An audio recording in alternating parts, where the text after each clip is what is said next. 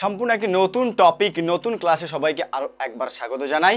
আজকে ক্লাসটা বিশেষ করে ক্লাস 11 যাদের এবছর সেমিস্টার শুরু হয়েছে তাদের ফার্স্ট সেমিস্টারে যে টপিক আছে একটা কবিতা দ্য বেঙ্গল সেলার্স। আজকের আমাদের এই টপিক যে কবিতা আছে ভালো করে দেখো, দ্য বেঙ্গল সেলার্স। ঠিক আছে, এই দ্য বেঙ্গল সেলার্স এই কবিতা থেকে আমরা আজকে আলোচনা করব, বিশদ বিবরণ জানবো এই কবিতাটা কি। খুবই ভালো লাগবে, একদম নতুন টপিক, এত সুন্দরভাবে কবিতাটা বর্ণনা করা হয়েছে। তোমরা ভালো করে ভিডিওটা দেখো, স্কিপ না করে পুরোপুরি দেখো। একটা কবিতা কার লেখা? সরোজিনী নাইডু। তোমরা সবাই অল্প হলেও কিছু না কিছু জানো এনার সম্পর্কে। আরও আমি বলবো, ভালো করে শোনো, কবিতাটা ভালো করে মন দিয়ে পড়ো, লাইন বাই লাইন আমি তোমাদের বেঙ্গলি মিনিং করে বোঝাবো। তার আগে একবার বলে রাখি, যদি আমার চ্যানেল নতুন হও অবশ্যই সাবস্ক্রাইব করে পাশে থাকা বেল আইকন করতে একদম ভুলবে না। আর যাদের সাবস্ক্রাইব করা আছে তাদেরকে আরও একবার প্রত্যেকে সবাইকে স্বাগত জানাই। যদি ভালো লাগে লাইক কমেন্ট করে বন্ধুদের সঙ্গে শেয়ার করো। দেখো, প্রথমে আমি বলি দ্য বেঙ্গল সেলার্স এবছর যারা সেমিস্টারে উঠেছে ক্লাস 11 তাদের থেকে শুরু হয়েছে। তাদের একটা চ্যাপ্টার আছে পোয়েমের, দ্য বেঙ্গল সেলার্স। কি না, চুড়ি বিক্রেতারা। এই যে কবিতাটা কার লেখা? সরোজিনী নাইডু। আমরা জানি কম বেশি সবাই সরোজিনী নাইডু, তবুও আমরা একটু জেনে নেব এই the bangle sellers Sarojini Naidu সম্পর্কে আমরা একটু জেনে নিই। দেখো, প্রথমেই বলেছি দ্য নাইটিঙ্গেল অফ ইন্ডিয়া। ইনাকে নাইটিঙ্গেল অফ ইন্ডিয়া বলা হয় সরোজিনী নাইডু, যিনি জন্মগ্রহণ করেছিলেন 1879 অ্যান্ড ডায়েট 1949। ঠিক আছে, 1879 এবং 1949। বুঝতে পারলাম? ভালো করে শুনে নাও, জেনে নাও। She was the first female Indian governor of UP অর্থাৎ উত্তরপ্রদেশ ইন ইন্ডিপেন্ডেন্ট ইন্ডিয়া। ঠিক আছে, she was elected the president of Indian National Congress. এই যে ইন্ডিয়ান ন্যাশনাল কংগ্রেস, ঠিক আছে, 1925 she was elected the president হিসেবে তিনি ইলেক্টেড হয়েছিলেন। She was a good friend, এমনকি তিনি ছিলেন ভালো বন্ধু। She was a good friend of Rabindranath Tagore and Sarala Devi Chaudhurani. ভালো বন্ধু ছিলেন ইনাদের। এছাড়াও ইনার সঙ্গে ভালোভাবে কর্মরত অবস্থায় জড়িত ছিলেন মহাত্মা গান্ধী। এই সমস্ত ব্যক্তিদের সঙ্গে ইনি সম্পর্কও ভালো ছিল এবং কাজকর্ম তিনি করেছেন সরোজিনী নাইডু। এটা হচ্ছে ওনার সম্পর্কে আমরা একটু জেনে নিলাম সংক্ষেপে। যারা জানো না ভালো করে খাতায় নোট করো, বারবার ভিডিওটা দেখো, বুঝতেই পারবে একদম সহজ করে। তবে কবিতাটা যখন পড়বো খুব সুন্দর লাগবে। এবারে আমরা চলে আসি কবিতাটা সম্পর্কে একটু জেনে নেব। দ্য বেঙ্গল সেলার্স অর্থাৎ এই যে চুড়ি বিক্রেতা, এখানে বেঙ্গল কথা থেকে চুড়ি, সেলার্স মানে যারা বিক্রি করে, চুড়ি বিক্রেতারা। সোর্স, এই কবিতাটার সোর্স কোথা থেকে নেওয়া হয়েছে?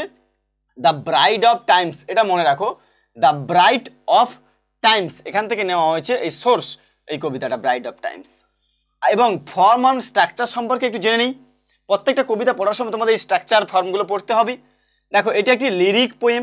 আমরা যদি বলি এটা কি পোয়েম, বলবো লিরিক পোয়েম। 24 লাইনস অর্থাৎ 24টি লাইন আছে। 3 নম্বর বলেছে 4 স্ট্যাঞ্জা অফ সেস্টেড। সেস্টেড মানে কত? 6 লাইন, তাই না? পড়েছি আমরা 6 লাইন, বা যারা জানো না মনে রাখো, সেস্টেড মানে 6 লাইন। ঠিক আছে, এই 6 লাইনের করে 4টে স্ট্যাঞ্জা আছে, 4 6 24 লাইন আছে। 4 each stanza consist of 3 rhyming couplet. প্রত্যেকটা স্ট্যাঞ্জাতে stanza consist of 3 rhyming couplet. 3টি কাপলেটের ব্যবহার করা হয়েছে, 3 রাইমিং কাপলেট ব্যবহার করা হয়েছে। অর্থাৎ যে 6 লাইন করে আছে, 2 লাইন 2 লাইন 2 লাইন করে দুটো করে কাপলেট করে মোট 3টে জোড়া কাপলেট আছে।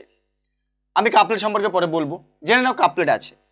আর কি স্কিমটা আছে দেখো, এই কাপলেটের double A double B double C, এটাই হচ্ছে কিন্তু couplet.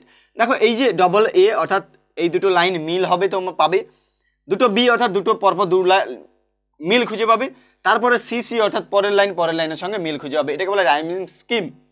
Double A double B double C, এটা হচ্ছে রাইমিং স্কিম। তাহলে এটা কি হলো? 3 স্ট্যাঞ্জা কাপলেটে করা হয়েছে, এই জন্য double A double B double C. এবার বলেছে the first stanza serves as an introduction. এই যে কবিতাটা, এর যে 4টে স্ট্যাঞ্জারের মধ্যে ফার্স্ট স্ট্যাঞ্জা, প্রথম স্ট্যাঞ্জা কি করেছে? সার্ভ অ্যাজ অ্যান ইন্ট্রোডাকশনটা সূচনা করেছে। সূচনাটা কি? ওই চুড়ি বিক্রি করছে একটা মন্দিরে গিয়ে। অর্থাৎ আমাদের এখানে একটা দেখানো হয়েছে যে প্রাচীন ঐতিহ্যের বা প্রাচীনকালে বা এখনও চলছে কোনো কোনো জায়গায় আমরা এক সময় দেখেছি যে চুড়ি বিক্রি করে তাদের জীবন জীবিকা চলছে। সেই সমস্ত চুড়ি বিক্রেতা তাদের যে চুড়ি বিক্রি করছে, চুড়ি বিক্রি করার পেছনে তাদের যেমন একদিকে দেখানো হয়েছে এক নারীদের ঐতিহ্য, নারীদের ঐতিহ্য দেখানো হয়েছে তিনটি স্টেজ দেখানো হয়েছে। দেখো, হোয়াইল 3 স্টেজ, অর্থাৎ প্রথম স্টেজে সূচনা করেছে তারা একটা মন্দিরের কাছে মেলায় গিয়ে তারা চুড়ি বিক্রি করছে, আর পরবর্তী 3টে স্টেজে বর্ণনা করেছে the 3 important stage of a woman respectively, মহিলাদের অর্থাৎ ফিমেলদের 3টি স্টেজ বর্ণনা করা হয়েছে তার পরবর্তী 3টে প্যারাতে, স্ট্যান্ডাতে। আর কি বলা হয়েছে দেখো, থিমটা যদি প্রশ্ন আসে, থিমটা কি? এর থিম হলো bangles in each stage of women's life, মহিলাদের জীবনের অর্থাৎ মেয়েদের জীবনের যে 3টে স্টেজ সেটা বর্ণনা করা হয়েছে চুড়ির মাধ্যমে। 3টে স্টেজের জন্য তারা চুড়ি বিক্রি করছে, বিভিন্ন রকম বিভিন্ন ধরনের বিভিন্নভাবে তারা বর্ণনা করেছেন ওই চুড়িগুলোকে এই সময় লাগবে। সেগুলো কি, কোন স্টেজ?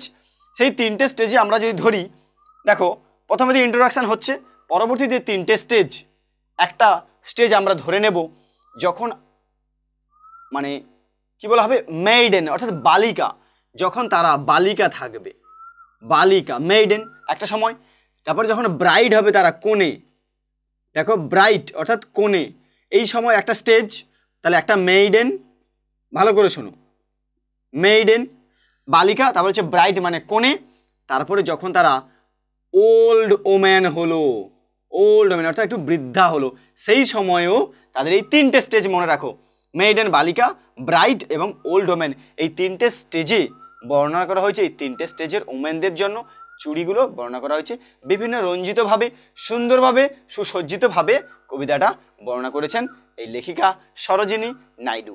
এর পরবর্তীভাবে এবারে বলো তোমরা কি বুঝতে পারো না এই গল্পের কাহিনী সম্পর্কে? তাহলে কি বললাম, যে অতি প্রাচীন একটা ঐতিহ্য তুলে ধরা হয়েছে আমাদের এখানে, যিনারা চুড়ি বিক্রি করছেন একটা মেলাতে গিয়ে স্টেজের জন্য। প্রত্যেকটা ওমেনদের একটা স্টেজ আছে, প্রত্যেক মানুষের স্টেজ আছে, শুধু ওমেনদের নয়।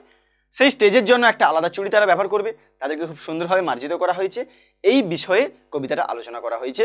একটা মেয়েদের বালিকার সময় যে চুড়ি তারা ব্যবহার করবে তাদের জীবন কাহিনী, কোণে হলে তাদের জীবন কাহিনী, আর ওল্ড ওম্যান একটু বয়সটা পেরিয়ে গেলে যখন তাদের সন্তান হয়ে যায় সেই সময়কার একটা বর্ণনা করা হয়েছে এই বেঙ্গল সেলার্সদের কবিতার মাধ্যমে সরোজিনী নাইডু বর্ণনা করেছেন। এবারে বলো কে বুঝতে পারোনি? আশা করি প্রত্যেকেরই ভালো লাগবে, প্রত্যেকের ভালো লাগবে। যদি ভালো লাগে অবশ্যই সাবস্ক্রাইব করো, এটাই তোমাদের কাছে অনুরোধ। তোমাদেরকে যেন আমি পাশে আছি সবসময়, আর বন্ধুদের সঙ্গে শেয়ার করো, তারাও যাতে একটু হেল্প পেতে পারে। এবারে আমরা লাইন বাই লাইন আমরা জেনে নেব। দেখো, লাইন বাই লাইন আমরা আজকের বাংলা আলোচনা করব। The bangle sellers by Sarojini Naidu. তোমরা বুঝতেই পারছো, দেখতেই পারছো সবাই, সরোজিনী নাইডু লেখা দ্য বেঙ্গল সেলার্স। প্রথমে আমি ডিটেলসটা বলে দিয়েছি যে বেঙ্গল সেলার্স বলতে কি বোঝানো হয়েছে, এবং সরোজিনী নাইডুর সম্পর্কে আমরা বিশদ জেনেছি। এবার আমরা বাংলা মিনিং সমেত তার অ্যানালাইজ করব। ভালো করে দেখো, বলেছি তাহলে আমি প্রথমে বলে রাখি। দেখো, আমি বলেছিলাম প্রথমে তার থিমটা কি থাকবে, রাইম স্কিমটা AA, BBC। আগের ক্লাসটা আমরা দেখে নেবে, ভিডিওটা দেখে নেবে। তো দেখো, প্রথম 2 লাইন করে আমরা মানে করব। প্রথমেই দেখো বলেছে, bangle sellers are we who bear our shining loads to the temple fair.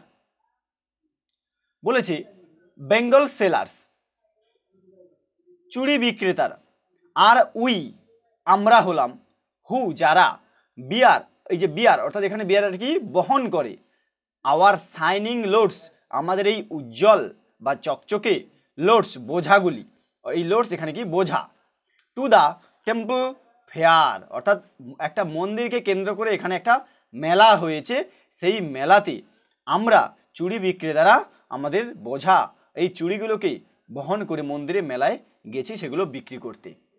বুঝতে পারলাম 2 লাইন। পরে 2 লাইন দেখব, who will buy this delicate bright rainbow tinted circles of light, question mark বলেছে। দেখো, who will buy this delicate বলছে কে কিনবে, who will buy কে কিনবে, this এইগুলি, ডেলিকেট অর্থাৎ এখানে ডেলিকেট মানে এই যে উপদ্রব, এই উপাদেয়, ঠিক আছে, ডেলিকেট, ব্রাইড মানে উজ্জ্বল, রেইনবো কথার অর্থ কি রামধনু, প্রত্যেকটা লাইনে বলছি দেখো মিনিংগুলো, টিন্টেড অর্থাৎ এর মানে হচ্ছে মানে চকচকে বা ঝলঝলে উজ্জ্বল এরকম ধরনের বলা হয়, রেইনবো টিন্টেড সার্কেল মানে বৃত্ত অফ লাইট, আলোর। তাহলে কি বলেছে, কে এই উপাদেয়গুলো কিনবে, এই উজ্জ্বল রংধনু বা রামধনুর মতো আলোক বৃত্তগুলোকে, অর্থাৎ এখানে বলা হয়েছে এই চুড়িগুলো আলো পড়লে ঠিক রামধনুর যেমন বিভিন্ন ধরনের কালার, সেই রামধনু কালারের এই চুড়িগুলোকে লাগবে, খুব সুন্দর রঙিন লাগবে। আর বলা হয়েছে কি দেখো, lustrous token of radiant lives for happy daughters and happy wife's.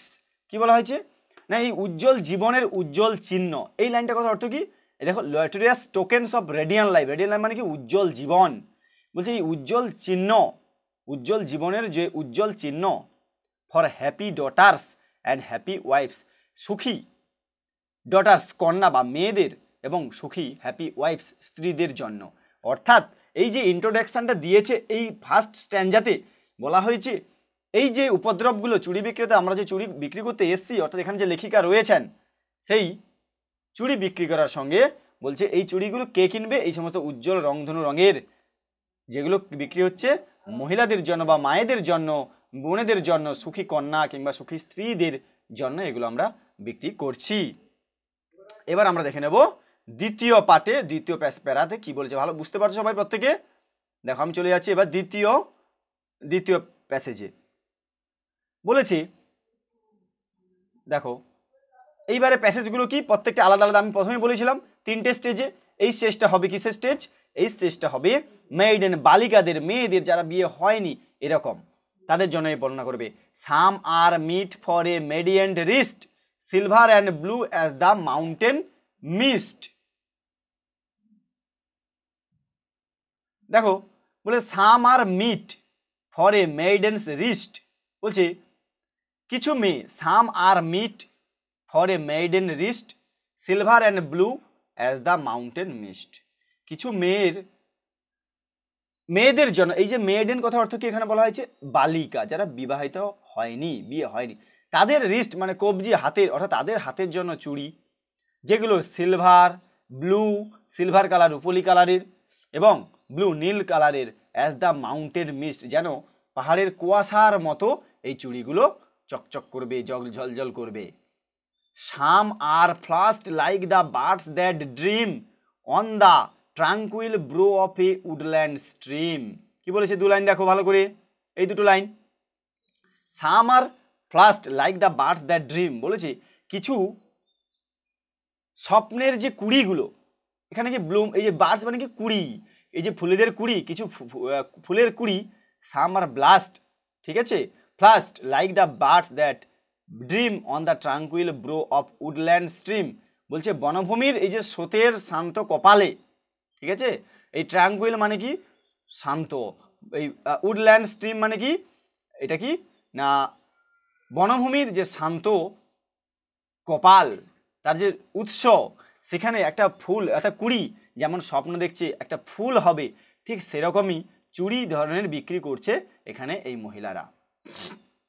Some R aglow with the bloom that cleaves to the limpid glory of the newborn leaves, আর কি যেন মনে হবে যে কিছু এই কুড়িগুলো পুষ্পর সঙ্গে অর্থাৎ ফুলের সঙ্গে চকচক করছে। সাম আর অ্যাগ্লো, এই গ্লো মানে কি চকচক করছে, উইথ দ্য ব্লুম ফুলেদের সঙ্গে, that cleaves to the limpid glory of new born leaves, নবজাতক পাতার কাছে যেগুলো গৌরবের, অর্থাৎ নিউ বর্ন লিভস মানে কি নতুন যে পাতা গজায় এটাকে বলা হয় নিউ বর্ন লিভস। এই নিউ বর্ন লিভস পাতার কাছে, নবজাতক পাতার কাছে, গৌরবের কাছে এই পুষ্পগুলো কি চকচক করবে, রঙিন করবে, ঝলমল করবে, এরকম ধরনের মেয়েদের জন্য এই সমস্ত চুড়িগুলো আমরা বিক্রি করছি এই মেলাতে। বোঝা গেল দ্বিতীয় প্যারা এই বালিকাদের জন্য বলা হয়েছে। এরপরে থার্ড প্যাসেজে কি বর্ণনা করেছে দেখো, সাম are like fields of sunlight corn meet for a bride on her bridal morn। দেখো ভালো করে আর কি বলা হয়েছে, এখানে বলা হয়েছে যে কিছু কিছু সামার লাইক, কিছু কিছু like fields of Sunlight corn, কিছু কিছু সূর্যালোকের ক্ষেতের মতো, অর্থাৎ ফিল্ডস মানে ক্ষেত, অফ সানলাইট কর্ন মানে কি কিছু কিছু সূর্যালোক ক্ষেতের মতো, meet for a bride on her bridal morn, বলছে একজন meet for a bride, bride মানে কি কোণে বা দাম্পত্য, যে সকালে, এই বিয়ের দিন সকালে, অন হার ব্রাইডাল মর্ন, কোণের সাথে দেখা করা। অর্থাৎ some are like fields of sunlight corn meet for a bride on her bridal morn. অর্থাৎ একজন কোণের সকালে যে সাজগোজ, সেই সূর্যালোকের ক্ষেতে, ঠিক আছে, sunlight corn meet for a bride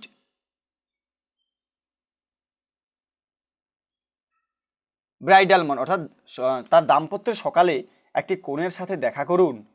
এই যে some like the flame of R marriage fire or rich with the hue of R heart's desire.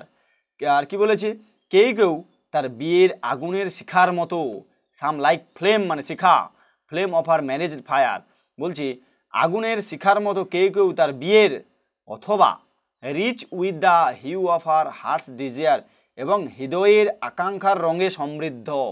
তার মানে এই সমস্ত চুড়িগুলো পরে একটা কোণে সকালে যখন সাজবে তার এই ধরনের চুড়ির প্রয়োজন বা খুব ভালো লাগবে, এটা তারা বর্ণনা করছেন, সেই ধরনের চুড়ি তারা বিক্রি করছে। এমনকি some like the flame of R marriage fire, এমনকি আগুনের শিখার মতো কেউ কেউ তার বিয়ের, অথবা rich with the hue of R heart's desire, ঠিক আছে, এই হার্টস ডিজায়ার বলা হয়েছে আকাঙ্ক্ষা, তার হৃদয়ের আকাঙ্ক্ষার রঙে রঙ্গিত। Tinkle, luminous, tender and clear. কি বলেছে, টিঙ্কলিং মানে কি, এটা মানে ঝলমলে, ঠিক আছে, লুমিনিয়াস, লুমিনিয়াস মানে কি উজ্জ্বল, টেন্ডার, টেন্ডার মানে কোমল, অ্যান্ড ক্লিয়ার মানে একদম পরিষ্কার চকচকে।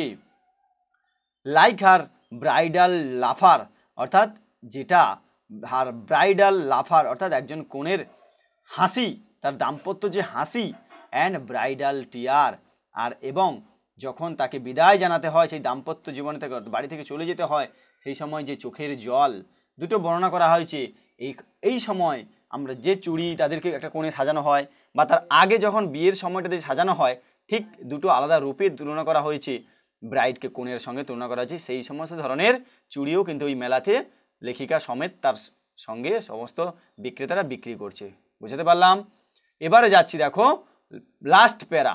লাস্ট প্যারাতে বলেছে সাম আর পার্পল, তাহলে এবারে কি বৃদ্ধাদের জন্য, অর্থাৎ হয়ে গেছে সাম আর পার্পল, বলছে কিছু কিছু বেগুনি, সাম পার্পল, পার্পল মানে কি বেগুনি, এটা মানে পার্পল মানে বেগুনি, অ্যান্ড গোল্ড ফ্লেকড গ্রে, এবং সোনালি ধূসর, ফর কাদের জন্য, she who has journeyed through life midway, তার জন্য যিনি জীবনের মাঝপথে যাত্রা করেছেন। অর্থাৎ কিছু কিছু আছে আবার তাদের জন্য চুড়ি বিক্রি হচ্ছে যেগুলো কি না বেগুনি সোনালি ঠিক ধূসর রঙের হয়ে গেছে। কাদের জন্য, জার্নি থ্রু লাইফ মিডওয়ে, অর্থাৎ তাদের মাঝপথে জীবনযাত্রা চলে এসেছে, সন্তান হয়ে গেছে, এরকম সময় চলে এসেছে তারা মধ্যবর্তী বয়সে। হুজ হ্যান্ডস, যার কি যার হাত, হ্যাভ চেরিস্ট, চেরিস্ট মানে কি বলা হয়েছে এখানে, চেরিস্ট মানে লালন, অর্থাৎ পালন করা। হুজ হ্যান্ডস, যার হাতে, হ্যাভ হাত পালন করেছে। হুজ লাভ হ্যাজ ব্লেসড, যার ভালোবাসা আশীর্বাদ করেছে। ব্লেসড এখানে কি, ব্লেসড, এই ব্লেসড কথা অর্থ হচ্ছে এখানে কি না ভালোবাসা, এখানে আশীর্বাদ, যার ভালোবাসা আশীর্বাদ করেছে। অ্যান্ড ক্র্যাডেলড, ক্র্যাডেল কথার অর্থ কি, ক্র্যাডেল কথার অর্থ হচ্ছে বিশ্বস্ত, fair sons and on her faithful breast, অর্থাৎ এখানে তাহলে ক্র্যাডেল মানে হচ্ছে, আচ্ছা ক্র্যাডেল মানে হচ্ছে কি না জড়িয়ে ধরে রাখা, এটাকে বলা হবে জড়িয়ে ধরে রাখা, ক্র্যাডেলড, ঠিক আছে, জড়িয়ে ধরে রাখা, এটার মানে জড়িয়ে ধরে রাখা। Fair sons on her faithful breast, তাহলে তার বুকে মা তার ছেলেকে জড়িয়ে ধরে, ঠিক আছে, তার বিশ্বস্ত ছেলেকে জড়িয়ে ধরে। অ্যান্ড এবং serves her house hold in fruitful pride, এবং গর্বের সঙ্গে ফলপ্রসূ, গর্বের সাথে তার পরিবারের সেবা করে।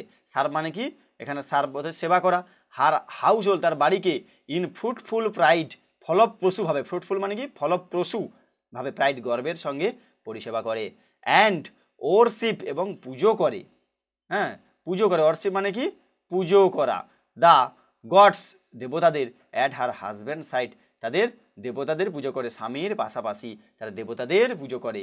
এই ধরনের মহিলাদের জন্য, মায়েদের জন্য তারা সেই যে মন্দিরের কাছে তারা চুড়ি বিক্রি করছে, এখানেও বিভিন্ন ধরনের চুড়ি তারা বিক্রি করছে। বোঝা গেল? এই ছিল কবিতার লাইন বাই লাইন মিনিং। তাহলে প্রথমটা ইন্ট্রোডাকশান, সেকেন্ড পার্টে বলা হয়েছে বালিকাদের জন্য, এই পার্টটা বলা হয়েছে কাদের জন্য না কেবলমাত্র এই বালিকাদের জন্য, ঠিক আছে, এই পার্টটা বলা হয়েছে বালিকাদের জন্য। আর এই পার্টটা দেখানো হয়েছে কি, এই পার্টটা দেখানো হয়েছে যে কোণে, অর্থাৎ কোণেদের, কোণে এই পার্টটা কোণে। আর লাস্ট যেটা বলা হয়েছে ওল্ড ওম্যান, এটা বলা হয়েছে ওল্ড ওম্যান, ঠিক আছে, এটা হচ্ছে ওল্ড ওম্যান দেখানো হয়েছে। বোঝা গেল? তিনটে পার্টে দেখানো হয়েছে এইভাবে যারা বিক্রি করছে, তাদের জীবন জীবিকা চলছে এবং তাদের হাত ধরে গল্পটা সুন্দরভাবে একটা পরিমার্জিত রূপ পেয়েছে, কবিতাটি।